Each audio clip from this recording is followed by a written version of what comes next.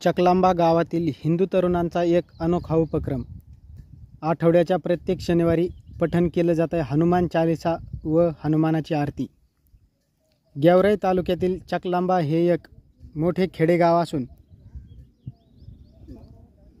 या गावामध्ये हिंदू जनजागृती व्हावी या उद्देशाने चकलांबा गावातील हिंदू तरुणांनी एक अनोखा उपक्रम राबविला आहे।